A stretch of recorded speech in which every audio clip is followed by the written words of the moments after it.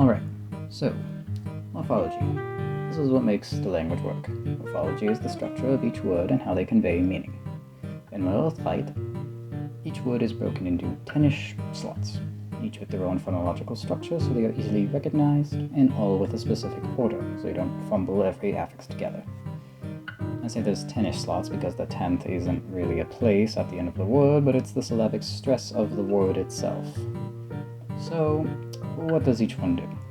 First of all, slot 1 is normally empty. The only values it can show are a w or a y, which marks the word as being in its shortcut form. It can also show concatenation, but I will explain this later.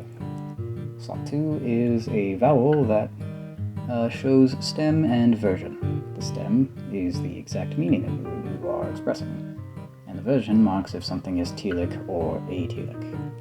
Slot 3 is the root itself. It's the core meaning of the whole word. Slot 4 shows specification, context, and function.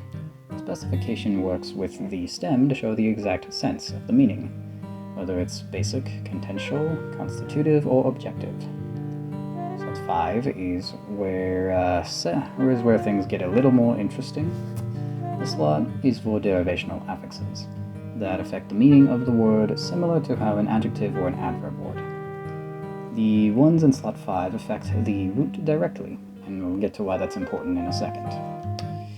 And slot 6 is usually the part most people cite as the reason Ithkuil is impossible to learn. In Morphology, this part is actually really manageable. This is the dreaded CA complex. The thing that can show up to 5 things at once. It consists of either one consonant or a cluster, and the structure of said cluster can be broken down to show what the CA is inflecting for. It can show if a root is in groups, organized or not, affiliated, a part of, the end of, or gradual inception of the root, whether it's real or not, all sorts of things. Slot 7 is another spot for derivational affixes. You may think that's weird, like why would there be 2? Well, since the CA also affects the root on a lexical level, slot 7 affixes have a scope over the CA. So, rahath means a group of dissimilar large cats, while arathach means a large group of dissimilar cats. This is why it's important to know where an affix should go, as to not fumble the meaning and scope. Slot H shows additional information about aspect, phase, valence, effect, level, mood, and case scope. Slot 8 can usually be expressed on an adjunct separate from the main verb.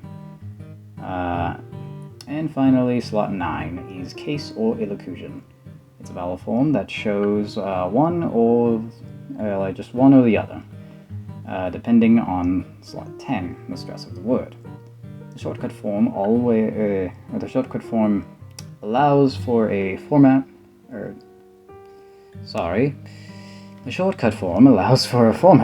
to drop slots 5 and 6 if they are default, or express a value that a shortcut form vowel can show. So arav can be turned into wiarra with a slot 1 and a form that shows the gnomic perspective. That should be all for the morphology.